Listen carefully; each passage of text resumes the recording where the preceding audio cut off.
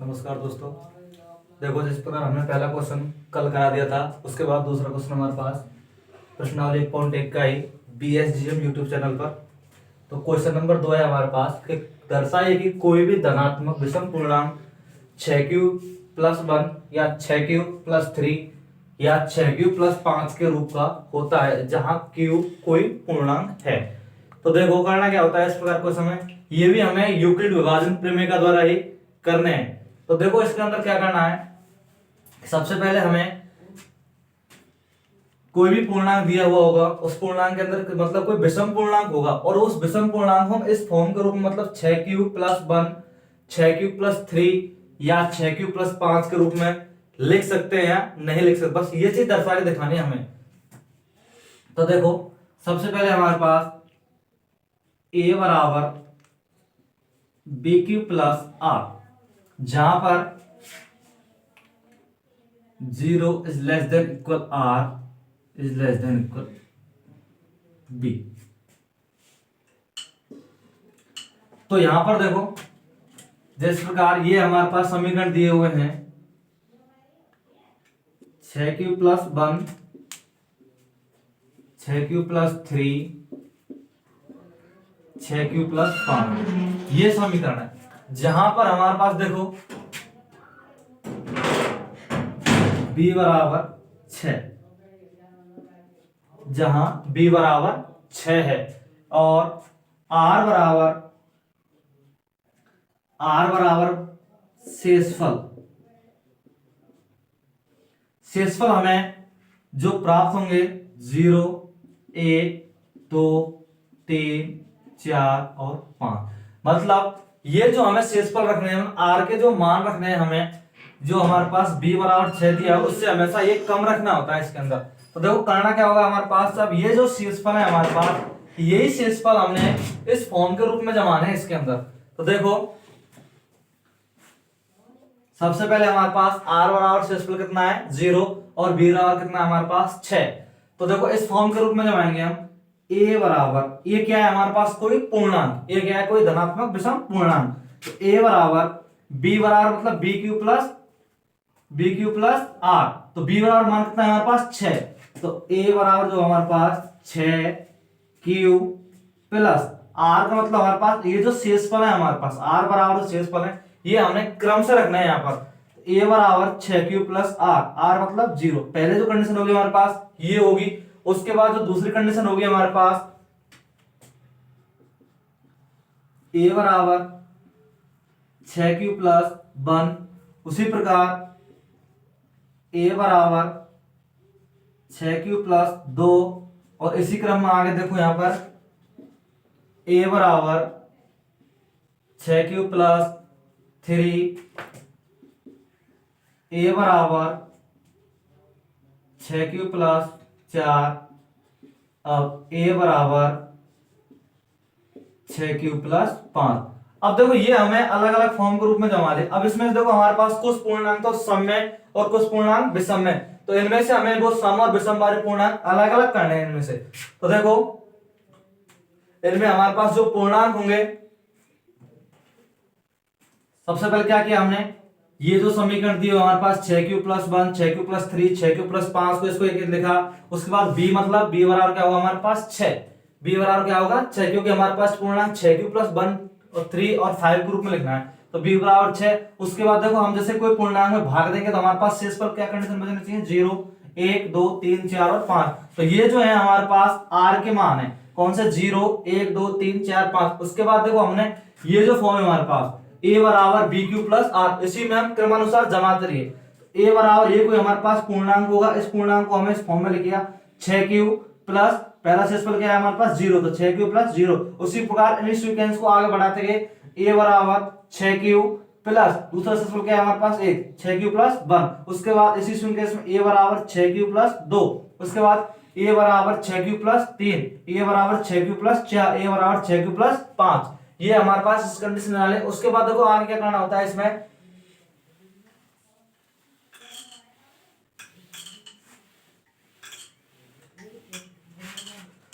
जिस प्रकार यहाँ पे देखो समपूर्णांक और विषम पूर्णांक अलग अलग हमें करने होते हैं। देखो यहाँ पर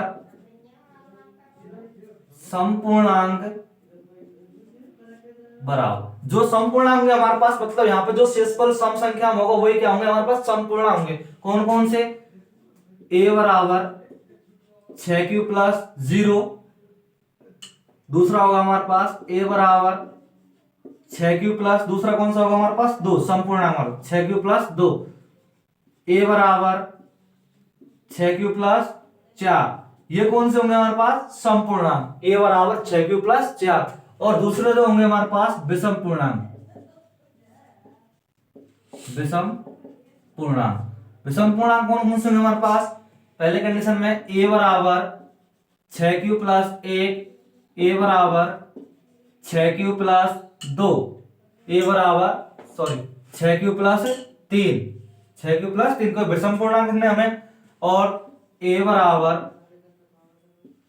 6q प्लस 5, ये हुए हमारे पास विषम पूर्णांक। अब हमें इनसे कोई मतलब नहीं, क्योंकि हमारे पास क्वेश्चन क्या दिया हुआ है कि कोई भी धनात्मक विषम पूर्णांक को हम क्या 6q प्लस 1, 6q प्लस 3 और 6q प्लस 5 के रूप में लिख सकते हैं, लिख सकते हैं, तो बिल्कुल लिख सकते हैं, क्योंकि हमारे पास ये पूर्णांक है हमारे पास, क्योंकि a बराबर कोई पूर्णांक होगा और उस पूर्णांक को हम इस रूप में लिख सकते हैं। अब आगे यहाँ क्या लिखना होगा, देखो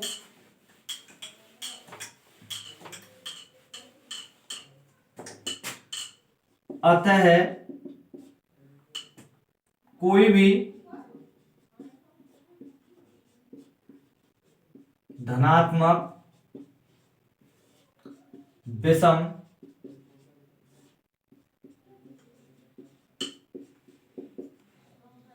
पूर्णांक को 6q प्लस 1,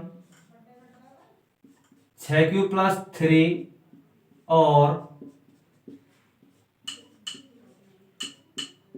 6q प्लस 5 के रूप में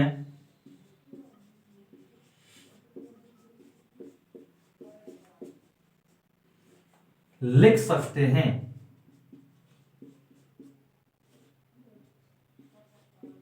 लिख सकते हैं।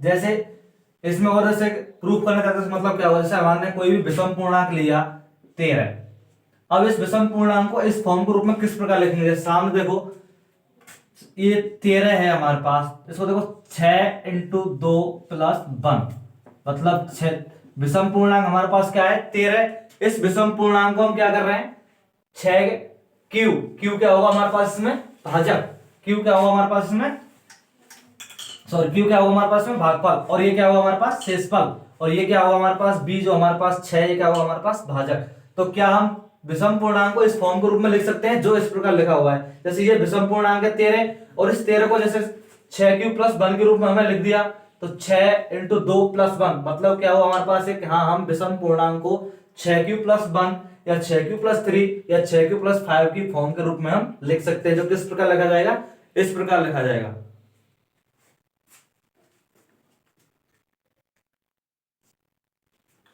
देखो क्वेश्चन नंबर 3, प्रश्न वाले परेड में 616 सदस्य दिए हुए हैं एक सेना की टुकड़ी में, और 32 सदस्य दिए हुए हैं, दो अलग अलग टुकड़ियां दी हुई हैं, और इन टुकड़ियों में हमें क्या करना है कि सेना में जो समूह है उनमें मार्च करने के लिए अधिकतम सदस्यों की संख्या याद करनी है। तो देखो हमारे पास क्या दिया हुआ यहाँ पर, अधिकतम सदस्यों की संख्या, अधिकतम सदस्यों की संख्या, ऐसी कंडीशन हमें क्या याद करना होता है, एचसीएफ, क्योंकि एचसीएफ का मतलब क्या होता है हमारे पास, एचसीएफ हाईएस्ट कॉमन फैक्टर, मतलब बड़ी से बड़ी वह संख्या जिससे दी हुई संख्या क्या हो, विभाजित हो, हाईएस्ट कॉमन फैक्टर। एचसीएफ का मतलब क्या होता है, महत्तम समापवर्तक, क्या होता है, महत्तम समापवर्तक, एचसीएफ। हमें पता कैसे पड़ा इस क्वेश्चन के अंदर, हमें इसका एचसीएफ निकालना है क्या एलसीएम निकालना है, क्योंकि देखो हमारे पास क्या दिया हुआ है, अधिकतम सदस्यों की, तो मतलब अधिकतम की बात कर रहा था, इस कंडीशन में हमारे पास क्या होगा एचसीएफ, लेकिन न्यूनतम की बात करता है या छोटी से छोटी संख्या की बात करता है हम क्या निकालते हैं एलसीएम, लेकिन हमारे पास क्या किया है अधिकतम, मतलब बड़ी से बड़ी संख्या, तो ऐसी कंडीशन हम क्या निकालेंगे इसमें एचसीएफ। तो देखो सामने परेड में हमारे पास दो टिकटियां दी हुई हैं,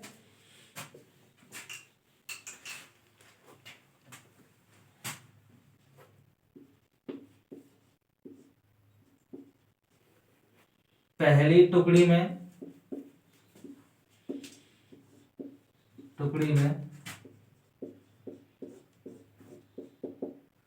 पहली टुकड़ी में सदस्यों की संख्या कितनी है? सदस्यों की संख्या बराबर कितनी है? 616 सदस्य।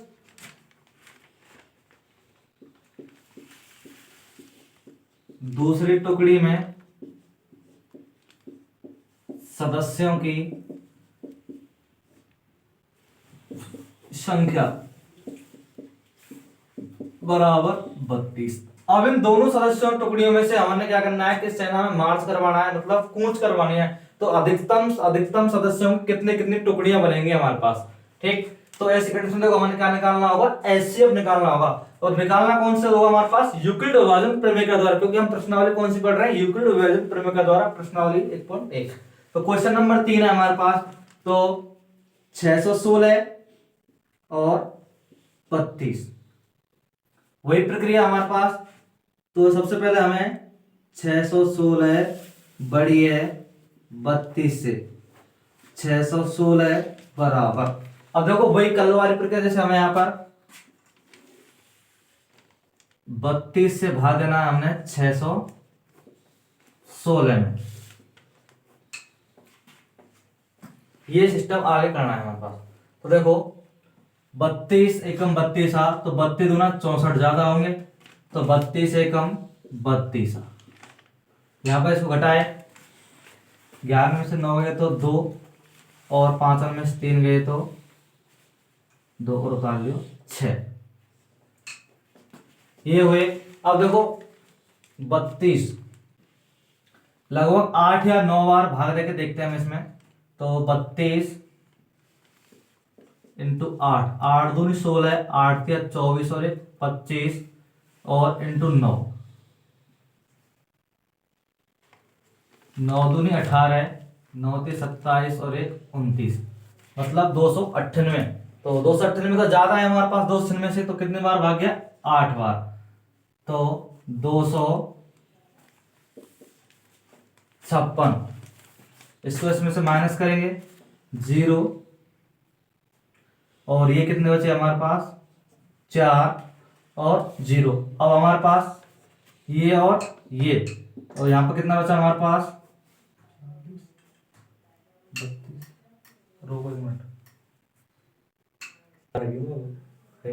तो देखो 32 से हमें भाग दिया, तो 32 एकम 32, और शेष कितना बचा हमारे पास? 29 उतार लिया, 6 का कितने हुए? 296। अब 296 में हमने 32 इंटू 9, क्योंकि 8 करने पर हमारे पास कितना है? 256, तो ये कम है।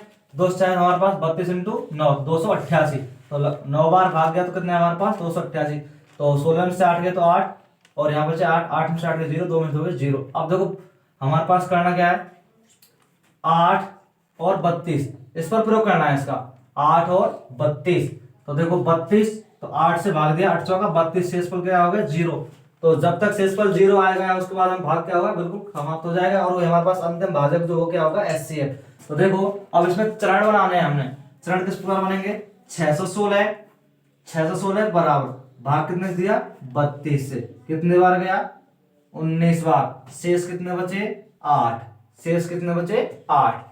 फिर उसके बाद ये कौन सा चरण हुआ हमारे पास? चरण नंबर फर्स्ट। कौन सा चरण हुआ? चरण नंबर फर्स्ट। उसके बाद चरण जो दूसरा होगा हमारे पास, चरण सेकंड। तो देखो चरण नंबर सेकंड क्या होगा हमारे पास? 32 और 8। 32 और 8 में बड़ी कौन थी हमारे पास? 32, तो हमें ग्रेटर देन का चिन्ह लगा दिया। तो उसके बाद जमाना कैसे हमने? 32 बराबर 8 इंटू 4 प्लस 0। अब ये 8 क्या है हमारे पास? अंतिम भाजक, और ये अंतिम भाजक क्या होगा हमारे पास? एचसीएफ होगा। मतलब ये अंतिम भाजक क्या होगा हमारे पास? एचसीएफ। तो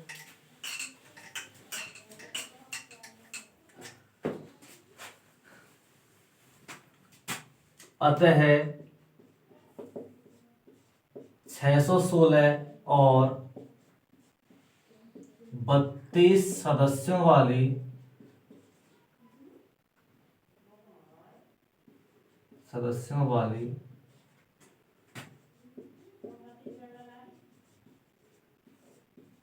सैनिक टुकड़ी में से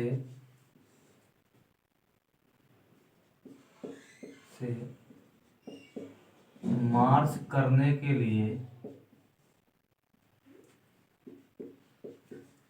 लिए अधिकतम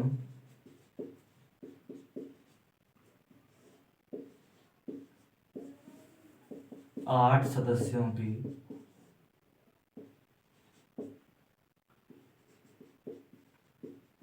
आवश्यकता होगी।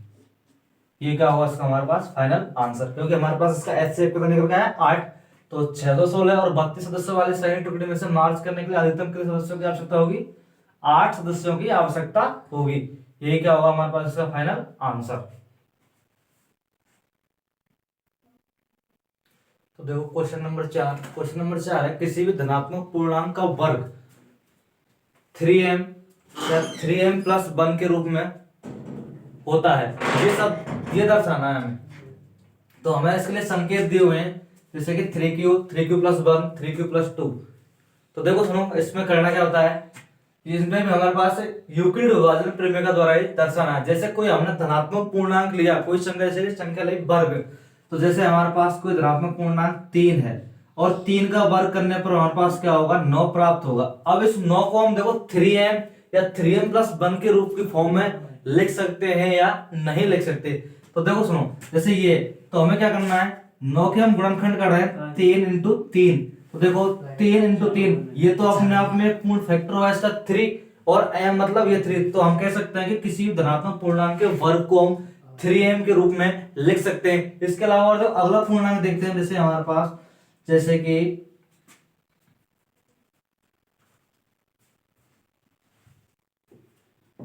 16।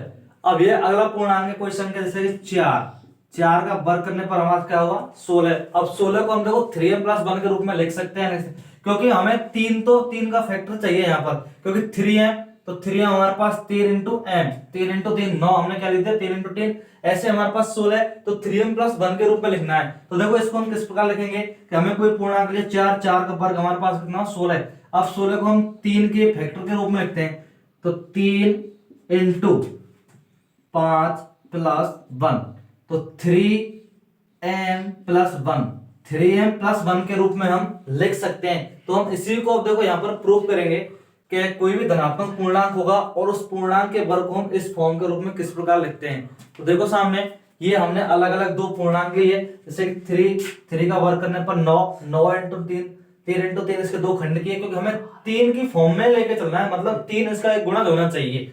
तो 3 इंटू 3 अपने आप में गुणज मतलब 9। इसी प्रकार दूसरा पूर्णांक हमने 4 लिया, 4 का वर्ग 16 को हम कैसे लिखते हैं 3 इंटू 5 इंटू प्लस 1, मतलब 3m प्लस 1, तो 3 अपने आप में इसका एक गुणज है, और ये m हमारे पास 5, m का मान कितना हुआ 5 प्लस 1, तो प्लस 1 के रूप में हम लिख रहे हैं। अब आगे देखो इसको कैसे दर्शाना है हमें। इसके अंदर कंडीशन 2 अप्लाई होंगे हमारे पास। सबसे पहले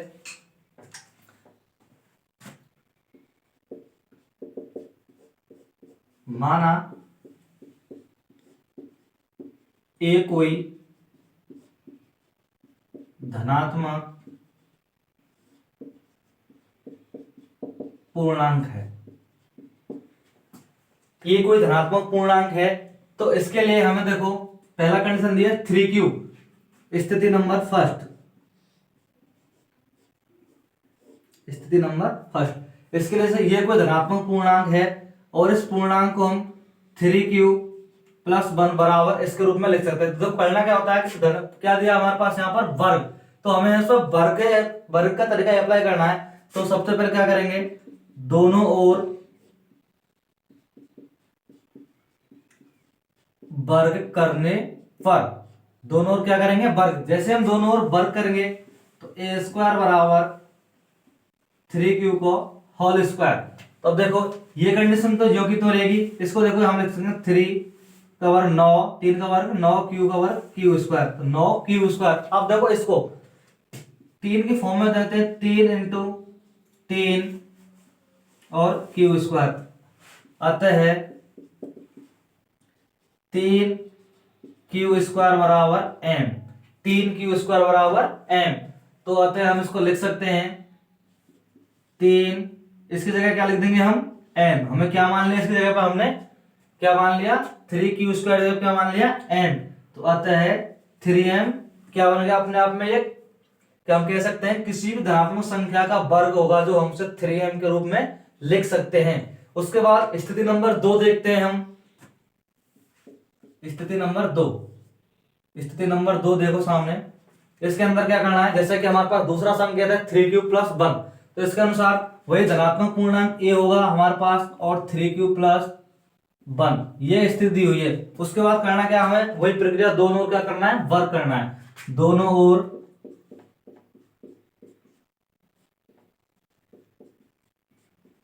वर्ग करने पर, दोनों ओर वर्ग करने पर, तो देखो सामने a² बराबर 3q+1 का होल स्क्वायर। अब देखो यहाँ पे ये कंडीशन होगी तो हमारे पास यहाँ a+b का होल स्क्वायर, a+b का होल स्क्वायर हमें याद होना चाहिए। उसके द्वारा इस हम कंडीशन को आगे अप्लाई करेंगे। तो देखो a+b का होल स्क्वायर, a+b का होल स्क्वायर बराबर a² + 2ab + b², ये हमें यहां पर फॉलो करना है। इसके बाद देखो ये कंडीशन हो गया हमारे पास बराबर 3, ये हो गया हमारे पास a का मान और ये हो गया हमारे पास b का मान, 3q+1। तो पहली कंडीशन क्या है हमारे पास, a² मतलब a का मान कितना है 3q, 3q का स्क्वायर प्लस 2 इंटू 3q मतलब a into b plus b का ही होल स्क्वायर। तो उसके बाद देखो इसको लिखेंगे हम 9 का स्क्वायर प्लस 2 तिया 6, 6 कम 6, 6q+1, तो एक का वर्ग करने पर कितना प्राप्त होगा हमारे पास 1। तो देखो अब उसके बाद क्या करना है, इसको अलग कर देना है और इन दोनों में से हमें जो कॉमन मिल रहा है उसको कॉमन, क्योंकि हमें 3 के गुणज के रूप में लाना है ये।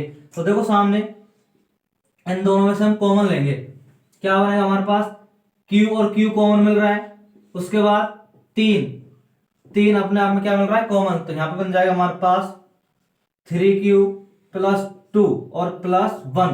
तो देखो ये जो कंडीशन बच रही है हमारे पास, इस कंडीशन के बराबर हम क्या लिख सकते हैं, माना q 3q+2 बराबर m। हम m ही क्यों ले रहे हैं, क्योंकि हमें देखो क्या दर्शाना है, यहाँ पर m दर्शाना है। तो इसकी जगह पर हमें क्या मानना है, m मानना है। अब देखो 3q कोष्टक 3q+2 की जगह क्या लिख देंगे हम, पूरे की जगह पे m। तो यहाँ क्या बन जाएगा m+1। तो कंडीशन नंबर ये भी हमारे पास अप्लाई हो रही है। हम कह सकते हैं किसी भी धनात्मक पूर्णांक संख्या का वर्ग 3m+1 के रूप में दर्शाया जा सकता है। इसके बाद देखो कंडीशन नंबर 3 जो होगी हमारे पास 3q+2, इसको देखो किस प्रकार, इसी प्रकार इसको दर्शाना है। स्थिति जो हमारे पास होगी अगली बारी, स्थिति नंबर 2। स्थिति नंबर 2 में देखो करना क्या है, फर्स्ट सेकंड और थर्ड। थर्ड में देखो हमारे पास अगला पूर्णांक वही हमारे पास पूर्णांक होगा a बराबर, अब कौन सा पूर्णांक होगा हमारे पास, 3q+2। ये हम क्यों ले रहे हैं, क्योंकि हमारे पास एक क्वेश्चन के अंदर संकेत दिए हुए हैं, इन्हीं संकेतों के अनुसार हमें दर्शाना पड़ रहे हैं। तो वही प्रक्रिया दोनों ओर क्या करना पड़ेगा, वर्ग, दोनों ओर वर्ग करने पर, दोनों ओर वर्ग करने पर। तो देखो यहां पर a² बराबर वही 3q+2 का होल स्क्वायर, 3q+2 का होल स्क्वायर वही यहां पे अप्लाई करना है, a + b का होल स्क्वायर। तो देखो 3q का whole square plus 2 into 3q into 2 plus 2 का होल स्क्वायर। अब देखो इसमें 9q का स्क्वायर प्लस 2 दूनी 4, 4 तिया 12q प्लस 4। अब ये कंडीशन हुई हमारे पास। अब देखो इसमें से जो कॉमन मिल रहा है हमारे पास उसको हम क्या ले लेंगे, कॉमन ले लेंगे। तो देखो 9 क्यू स्क्वायर प्लस 12 क्यू। अब इसको तो क्या लिख सकते हैं हम, 3 + 1। इसको क्या लिख सकते हैं हम, 3 + 1। ये क्यों करना पड़ रहा है हमें, क्योंकि हमें इसमें से कॉमन लेना है, इस वजह से। क्योंकि अगर यहां से हम कॉमन लेंगे तो हमारे पास +1 के रूप में नहीं लिखा हुआ आएगा। किसके रूप में लिखा हुआ है, +1 के रूप में, इसलिए हमें क्या करते हैं, 3 + 1। अब देखो इस पूरे में से हम आराम से कॉमन निकाल सकते हैं। तो देखो इसमें जो कॉमन होगा हमारे पास, इसमें जो कॉमन होगा हमारे पास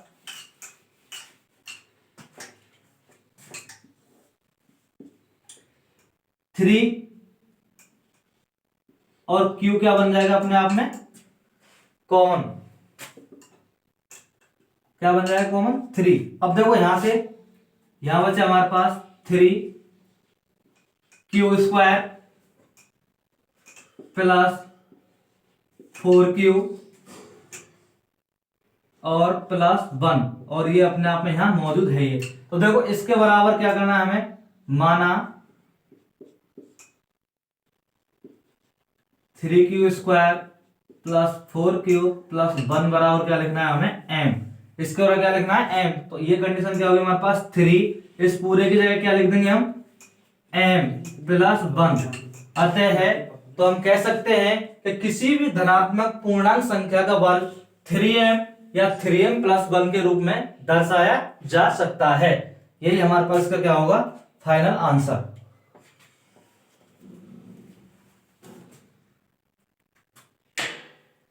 देखो क्वेश्चन नंबर 5 है कि किसी भी धनात्मक पूर्णांक का घन 9m 9m+1 या 9m+8 के रूप में होता है, ये हमें दर्शाना है। तो देखो जैसे कि मैंने कोई भी धनात्मक पूर्णांक लिया और उसका क्या करना है, आपके पास घन, क्या करना है, घन। उस घन को हमें इसके रूप में दर्शाना है।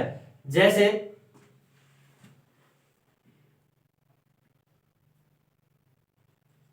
ये अपने आप में धनात्मक पूर्णांक है 3, और इसका 3 का घन करने पर हमें कितना प्राप्त होगा, 27। क्या होगा, 27। अब इस 27 को हम क्या 9m के रूप में लिख सकते हैं। तो देखो किस प्रकार लिखेंगे, मतलब ये तो गुणनखंड हमेशा इसका 9 होना चाहिए, कहने की बात ये इंटू 3। तो हम बोल सकते हैं कि 27 मतलब किसी भी धनात्मक पूर्णांक संख्या को हम 9 के गुणनखंड के रूप में लिख सकते हैं, या 9m के रूप में लिख सकते हैं। और जैसे दूसरा देखें हम, जैसे अपने आप में 4 का घन करने पर कितना प्राप्त होगा, 64। कितना होगा, 64। अब देखो हम इस 64 को 9m+1 के रूप में लिख सकते हैं या नहीं लिख सकते। तो जैसे 9 × 7 + 1।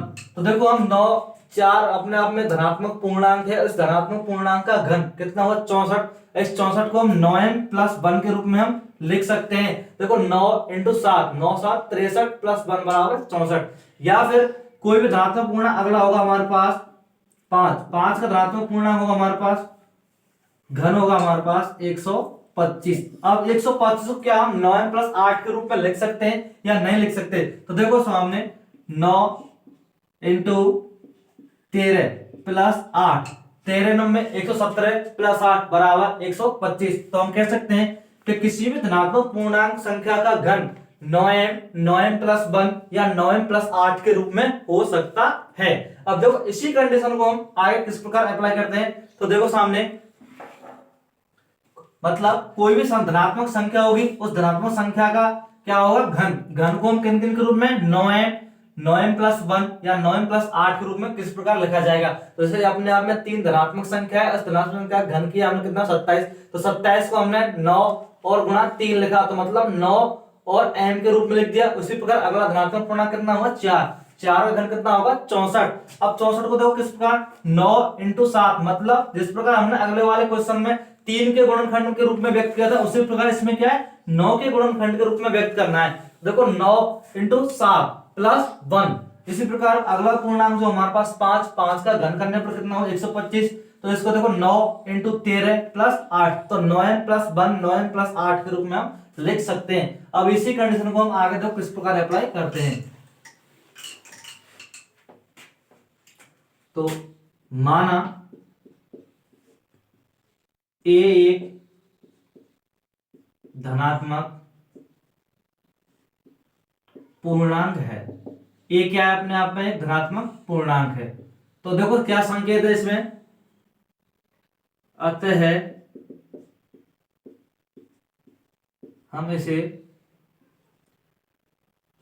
3q 3q+1 या 3q+2 के रूप में लिखते हैं,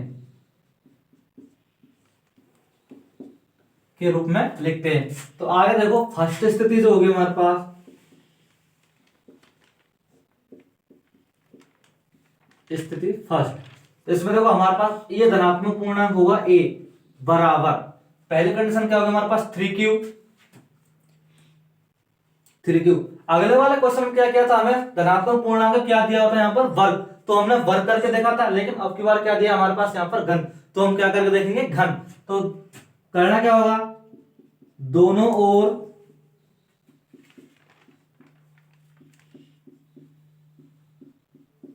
घन करने पर, तो दोनों ओर घन करने के तो हमारे पास a का क्यू बराबर 3q का क्यू, तो देखो इसको क्या कर सकते हैं बराबर 27q का क्यू।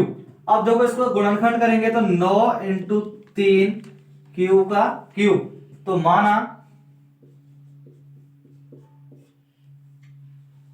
3q q बराबर क्या मानेंगे हम m, क्योंकि हमें m की फॉर्म के रूप में लिखना है, तो हमारा गुणनखंड क्या हो जाएगा यहाँ पर 9 और इस पूरे की जगह क्या लिख देंगे हम m, तो क्या बन जाएगा 9m। तो कंडीशन फर्स्ट क्या कह रही है, हमारे पास किसी भी धनात्मक पूर्णांक घन 9m के रूप में लिखा जा सकता है। स्थिति जो सेकंड होगी हमारे पास, स्थिति जो सेकंड होगी,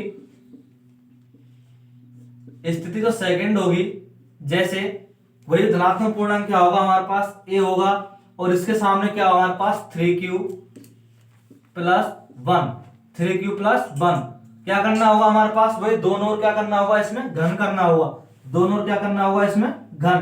क्यों कर रहे हैं हम घन, क्योंकि हमें घन के घन क्या लिखना है, हमें इस 9m+1 या 9m+8 के रूप में लिखना है। तो देखो 3q+1 का होल क्यूब, अब हमें यहाँ पर a+b का होल क्यूब याद रखना होगा, तो देखो सामने a+b का होल क्यूब बराबर a3+3a²b प्लस 3ab² ये क्या है, हमें a+b का होल क्यूब, ये हमें क्या रखना होगा यहाँ पर याद। अब देखो इसी के अनुसार हम क्वेश्चन को आगे हल करते रहेंगे।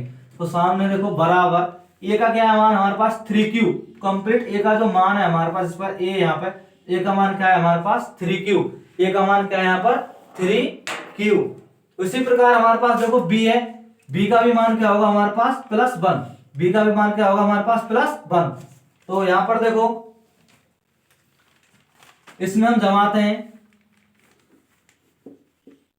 3q का क्यूब प्लस 3 इंटू a मतलब 3q का square into b plus 3 into 3q plus 1 into 1 का स्क्वायर प्लस 1 का ही cube.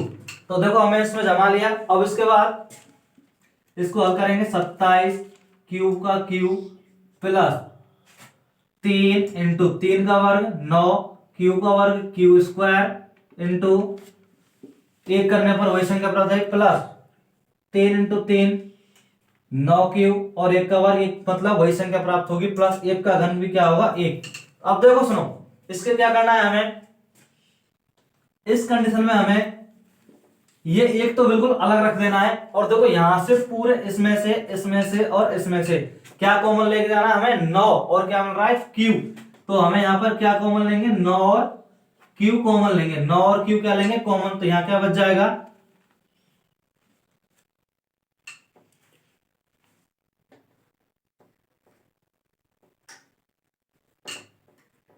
3q square plus 3q plus 1 और प्लस 1। देखो यहां पर हमें ये कॉमन ले लिया, तो हमारे पास ये क्या क्या बचेंगे, यहाँ पर यहाँ q था तो उसमें से एक घात कम होगी क्या बन जाएगा 3q स्क्वायर, यहाँ पर स्क्वायर था एक घात कॉमन रहे क्या है 3q, और यहाँ पर क्या था 9q, तो 9q कॉमन चलेगा तो अपने आप में क्या बचा 1। तो यहाँ पर इसके बाद देखो ये और ये पूरा पक्ष इसके बराबर हम क्या मानना है, माना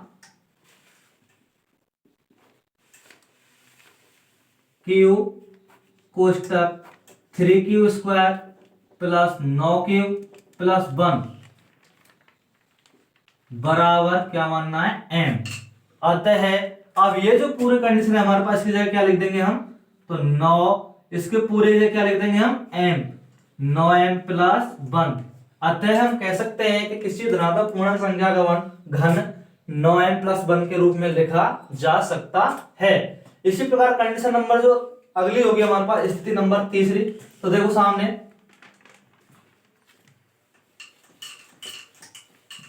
स्थिति जो तीसरी होगी हमारे पास,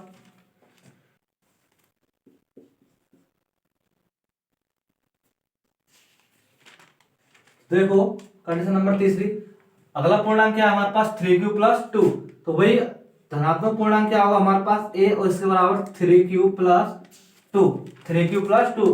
प्रक्रिया क्या होगी, दोनों ओर घन करने पर, तो दोनों ओर घन करेंगे हम, तो aq बराबर 3q प्लस 2 का होल क्यूब। अब देखो सूत्र हमें यहां लिख दिया है, इसके अनुसार इसको यहीं पर ही हल करेंगे। 3q का whole cube plus 3 into 3q का square into 2 plus 3 into 3q 2 का स्क्वायर प्लस 2 का ही क्या होगा क्यूब, 2 का ही क्यूब। अब देखो इसके बाद इसको हल करेंगे, तो वही 3 का घन 27 क्यूब का क्यूब प्लस 3, इसको हल करेंगे तो वर्ग 9 और क्यूब का स्क्वायर इंटू 2 प्लस 3 9 क्यूब और 2 का वर्ग कितना होगा 4 प्लस 2 का घन 8। अब देखो यहां पे इसमें से हमें पूरे में से क्या लेना है, कॉमन लेना है। 8 को योग कितना रखे देना है, तो देखो इसमें से क्या मिल रहा है हमारे पास, 9 क्यूब मिल रहा है पूरे क्वेश्चन में, तो हमें क्या कॉमन लेना है 9 क्यूब। तो यहां क्या बचेगा हमारे पास 3q स्क्वायर प्लस 9 क्यूब के चले जाए कॉमन में, यहां क्या बच जाएगा 2 तिया 6, 2 तिया 6 और क्या बच जाएगा ये क्यूब प्लस 9 क्यूब कौन सा, यहाँ क्या बचेगा अपने आप में 4 प्लस 8। ये हमें इससे कोई मतलब नहीं। इसके बाद देखो यहां पर माना क्यू कोष्टक 3q square plus 6q plus 4 बराबर क्या मानना है हमें m, क्या मानना है m। तो देखो अगली कंडीशन 9q, इसके पूरे की जगह क्या मान लिया हमें m, तो यहां क्या लिख देंगे हम m, क्या लिख देंगे m, और यहां क्या बच रहा है प्लस 8। तो ये क्या होगा हमारे पास स्थिति सिद्ध हो जाएगी। तो मतलब हम कह सकते हैं कि किसी भी धनात्मक पूर्णांक संख्या का जो घन होगा हम उसे सबसे पहले 9q मतलब 9m प्लस 1 के रूप में लिख के बताया था, तो हम उसको लिख सकते हैं। उसके बाद 9m प्लस 1 के रूप में लिख के बताया था, उसके बाद 9m प्लस 8 के रूप में हम लिख सकते हैं।